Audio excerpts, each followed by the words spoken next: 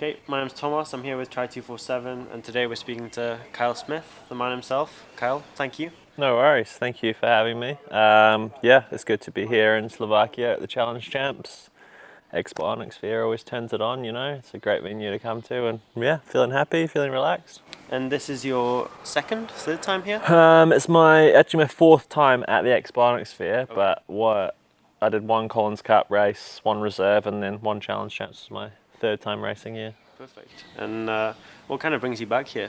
What's Um, so good about the place? I mean, we've taken some videos, we've shown people around, but for pro athletes in particular, what's so special? Well, when you have like such a busy year of racing and traveling, you kind of want to make your life as simple as possible, right? So like, obviously it's a big race. It's a gold tier race with good prize money. So that's obviously one factor of the reason why I come. But also it's so easy. Like Challenge here, look after us. I mean, you know, everything's on site here. So you literally land at the airport, get a transfer to here, and then the swimming pool, bike riding, running, everything's on site here, and the race is on site. So just makes your life super simple, and it's, you know, just makes life stress free. And just, yeah, when you're making a decision on the whole calendar of the year, especially this year, and especially with how busy this year is, you just want to make sure that there's less travel possible, and when you do travel, it's as easy as possible. And so, looking ahead to the race itself, how do you kind of see it playing out tomorrow? You know, I don't know if you watched last year's race, but obviously the guys broke away in the swim, really, really fast bike, and then a tough run. It's 5 laps on, pretty uneven terrain. Do you kind of see it going the same way?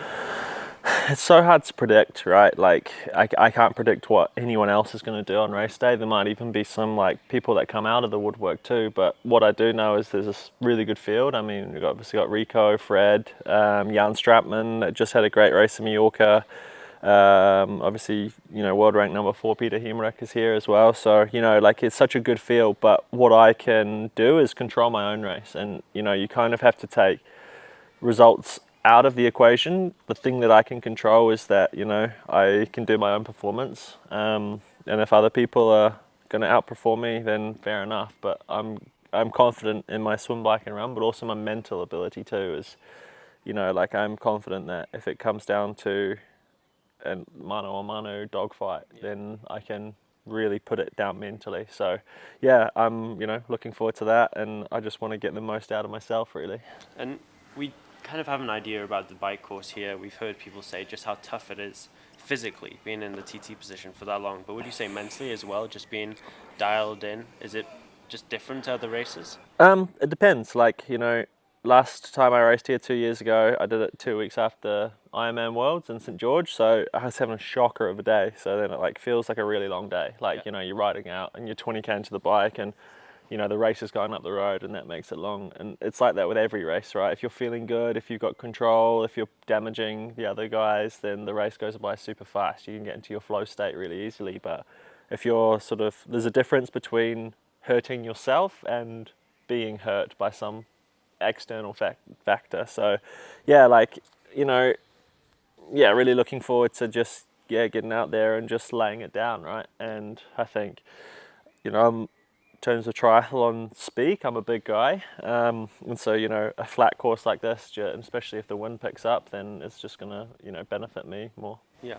And some of the names you've already mentioned, Peter Hemerick, Fred Funk, you raced those guys in Singapore a couple of weeks back. If you had to pick one guy on the field you've raced against before, you know about, that's kind of going to be your biggest rival on race day, who would you go for?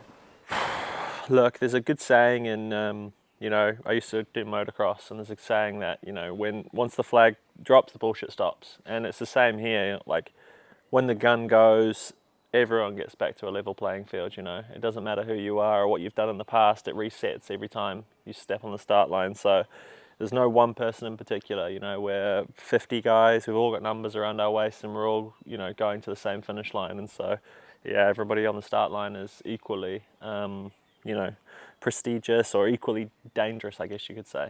Okay, and you mentioned that we might see someone come out of the woodwork. Do you have someone in mind? You know, there's kind of athletes that have flown under the radar. Josh Lewis was fifth at Worlds, James Totally. Teagle, Mark Dubrick. Like, is there anyone you kind of have an idea about who could have a big race here? Yeah, look, you know, like, yeah, obviously I was talking to Josh yesterday, and he said sort of like, you know, he said, oh, you know, Worlds for me was a one-off performance, and there's no such thing as one-off performances. You know, you've you've got that performance in you always. And so, he could come out tomorrow and have a blinder.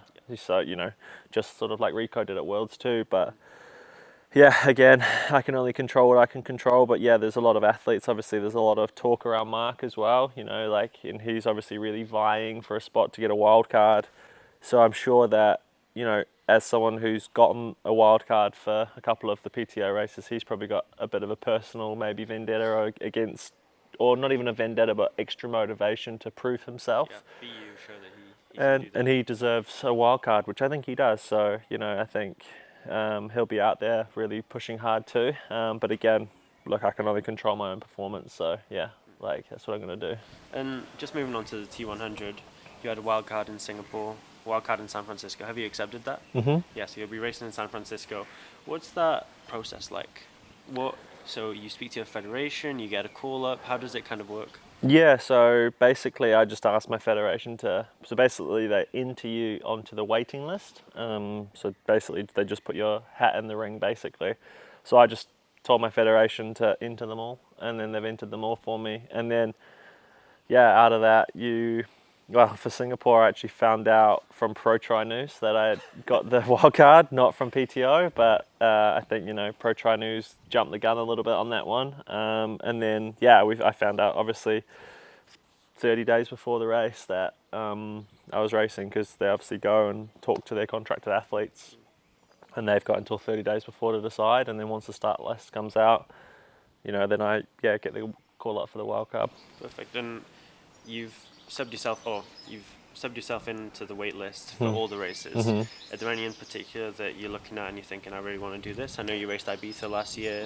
Is there anything that stands out for you? Yeah, I mean, San Francisco was definitely one. Yeah. For me, if there was going to be one on the circuit that I didn't want to take, it was Singapore. But I think with the PTO is you take every opportunity that you're given in that world. So, for me, again, being quite a big guy, and the heat is my absolute Achilles heel usually.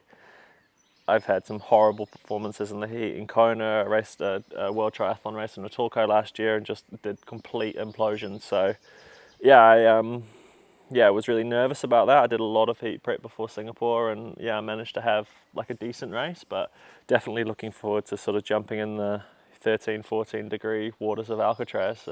It's much more up my alley. So you mentioned Watolko, and last season we saw you kind of drop down in distance, race some short course stuff, try and make that third spot on the New Zealand Olympic team. What's kind of the situation there now? Yeah, so I'm not a good enough athlete to in that to sort of walk in and walk across, and and I always knew that. I came in after Kona and I said, I really want to make the Olympic team. It has always been my goal. I didn't sort of step away from short distance when I went into long distance. I just sort of went to long distance to give it a try, and it went well, so I kind of stayed. So there's always like a personal goal of mine to go to a games, and I still think that I'm good enough to get to a games, but I came in basically with 12 months left on the of the selection window, and I just didn't have enough points. So it started well. I had a podium in New Zealand, and then I came over to Super League, had a podium at Super League, at the Arena Games, and was getting and I had a pretty good result in Abu Dhabi, and it was getting momentum, but just like I was saying before, with the constant travel, with the constant going here, there, and everywhere. I went to Mexico. I got really sick in Mexico, and when every race had to hit in that time period, and there was basically a window where I could qualify on my own bat, and I just got sick in that window. I missed the opportunity, and as is life. And so and also my sponsors don't pay me to race short course. They pay me to race long course races, which I wasn't doing.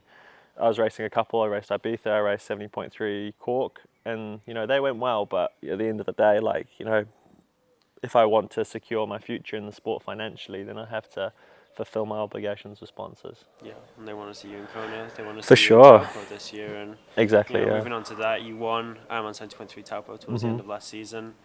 Big race for anyone, but especially someone racing in their home country. What's that like? Has it been on your mind for a long time now? How excited are you for that race? Yeah, well, it's not just my home country; it's my hometown. Yeah. So I grew up in Taupo. It's a beautiful community. tiny community though, 25,000 people, massive triathlon influence. You know, the reason that I got into triathlon was because of Taupo. You know, Bevan Doherty, when I got into triathlon in 2010 when Bevan Doherty was obviously the bronze medalist from Beijing. So massively influenced by that. We've got a big triathlon community in Taupo. You can't sort of move for it.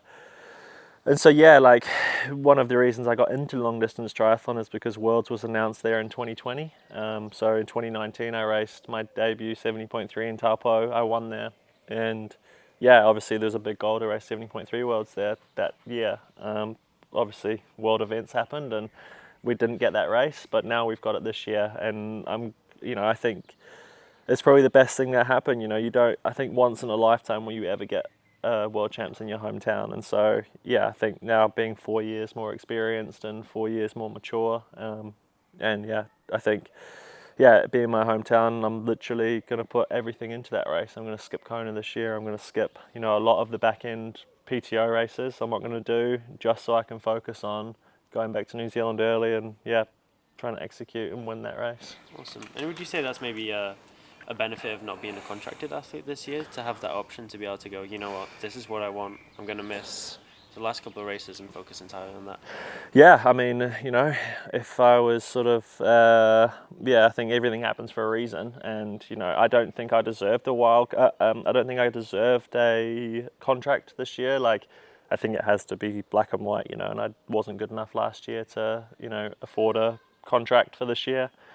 But yeah, no, everything happens for a reason. It's definitely a silver lining that, I could pick and choose my year and I could focus it around this one race that's going to mean so much. And if I, was traveling to Dubai or Abu Dhabi or whatever 2 weeks before my home race in New Zealand, and then I missed out on, once in a lifetime opportunity to perform at home, then yeah, you've got to live with that, Yeah. So yeah, and also I'm unbeaten in New Zealand too. So yeah, I haven't been beaten in a 70.3, so I want to keep it that way. Perfect. And just to finish up, I think we'll go back to the Olympics for a second.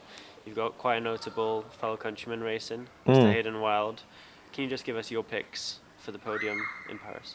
Yeah, the one reason that I was trying to qualify for the Olympics, I said before the Com Games in 2022 in Birmingham that, I think Hayden could do with a domestique there. And, that was sort of fell on deaf ears. And so, yeah, I said the same thing for Paris too. If there's, obviously Hayden's running incredibly, he ran 13:23 the other day on the track. There's no doubting that he's the best or one of the best runners in the race, especially now with Christian underperforming. It's between him and Alex to win the gold medal, and winning a gold medal again, it's a once in a lifetime opportunity, and Hayden's one of my best mates, and so I wanted to be there to be his right hand lieutenant. I'd pack my flip-flops if I had to and just sort of swim and bike for him.